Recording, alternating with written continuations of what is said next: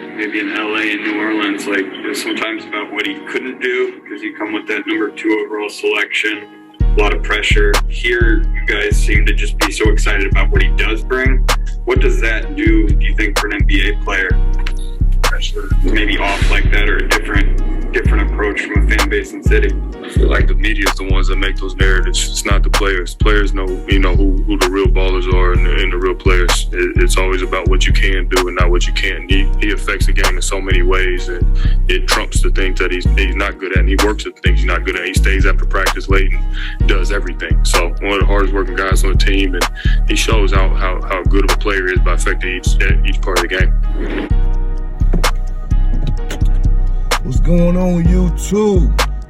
It's your man T Sam, back with another one. If you like the content, please like and subscribe. You know what I mean? Drop a comment, help the algorithm. Deserve.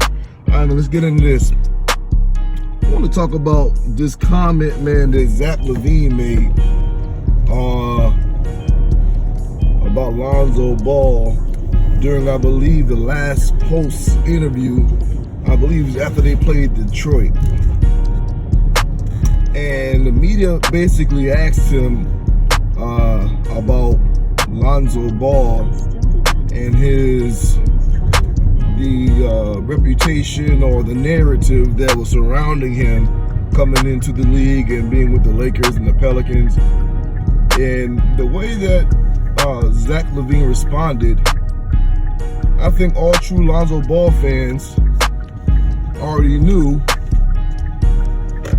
that he would respond that way, because there is no NBA player that knows about basketball, or should I say that is going to speak honestly, and there's nobody that plays basketball that's going to speak honestly is going to say that Lonzo Ball is trash.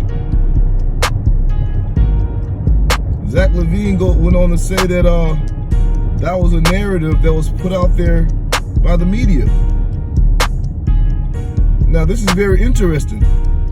So, Zach Lavine is basically saying that the bum narrative, the bust narrative, the Lonzo Ball is this, Lonzo Ball is, all the false narratives out there about Lonzo Ball has been put out there by the media and not the players. Now, this is very, very interesting, man, because the media will have you and I believe, that they don't like playing with Lonzo. You come in, you see on the news, when he was with when Lonzo was with the Pelicans, Zion's mad at Lonzo. Lonzo loses in the bubble. Team is mad at him. But every time you hear anybody that has ever played with Lonzo, they down from the coaches down, all say that this dude work ethic is one of the best on the team. He's a hard worker. Zach Lavine went on to say that Lonzo, what he does well is good, but he also practices on the things he doesn't do well every day after practice. So how long we gonna keep letting this narrative go on, man, about Lonzo Ball?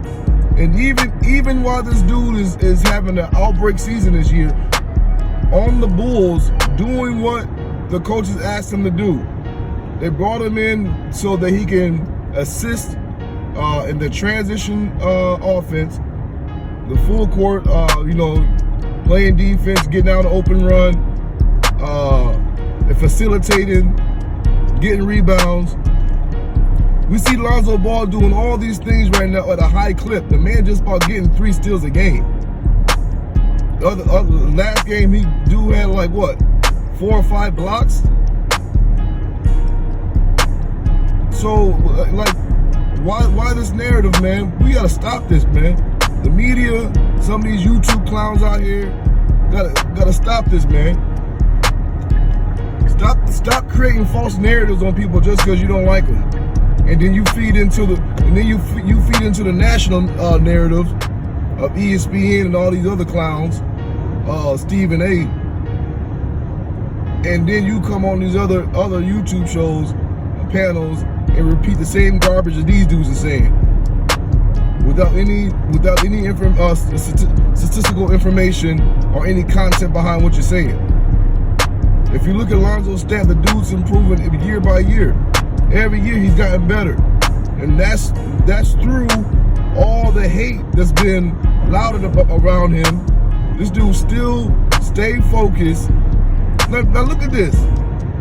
Everybody, when this dude turn on Twitter, when he turn on Facebook or whatever social media platform, everybody roasting this dude. Everybody. I mean, he probably can't even go nowhere. If he make a post on Twitter, probably about 60% of the comments gonna be from haters. Do all this type of stuff. This dude's still going out there grinding, still going out there getting better. People said he wouldn't get that $85 million contract. The Pelicans said that, and some other clowns. He wouldn't prove them wrong, did that. They said he couldn't shoot. He proved them wrong, did that. Stephen A. last year or earlier this year saying I think it was Skip actually. Skip and Shannon was saying that Lonzo's kind of digressed defensively. We don't see that. So what we gotta understand, man, and this is really what it boils down to, that these guys in the national media that have these big platforms, they are paid to create drama and excitement. You understand what I'm saying? They're paid to say silly stuff and push narratives that they know are not true. Because why? Because that's what sells. If they can get you believing some silly narrative that they know is going to excite the masses and get the viewership up, what do you think they're going to do? That's why you have some people out here that love to hate Lonzo on YouTube. Why? Because they know that a lot of people don't like the Ball family. And if you can tap into that can be a resource for you on YouTube. You understand what I'm saying? If you can tap into the hate and garnish that and use it, you got people coming in, you creating traffic just off of hate, just off of negativity for the Ball family. And so many people, and then you see your YouTube views starting to build up because you out here peddling hate for the Ball family. This stuff gotta stop, man. Stuff gotta stop. But I'm stop ranting. I'm glad that Lonzo's on the team, man, that appreciate him. Big shout out to the Chicago Bulls organization and the fans and the players. Because in order for somebody to come out and go against the grain and believe in somebody that everybody else is saying trash, that takes a lot. That takes a lot. So big shout out to them. They was trying to get Lonzo Ball for a while, and they finally got him over there, and he over there putting in work. So I'm really excited to see about what the Bulls are going to do this year. You got Alex Caruso out there. You got Javonte Green. You got Lonzo out there like putting on the defensive clinic. So it's exciting to see. Then you got DeRozan out there and Zach out there just scoring machines. It's good to see, man. You love to see it, as they say. Well, I'm still waiting on Vooch to turn up, but I believe he will. And P. Will's looking good also. And then another. I'm sorry. Let me just mention this. Another false narrative I just heard from Stephen A. saying that the Chicago Bulls bench does not have depth. Now that's foolish. You already see Javonte Green. You already got Alex Caruso. And who else? And the bench goes on and on. They have good depth. They have good size. They have good talented players sitting on the bench over there. That's why I said these guys are paid to. If these guys can come out and make people believe some whatever narrative to excite the masses, that's how they get viewership. If you didn't know, that's how it works. If nothing else is moving, they're gonna make something move. If ain't no hot takes coming out, if ain't no popular news coming out in the media, they gonna make something happen. They gonna pass some false narrative in order to get their viewership up.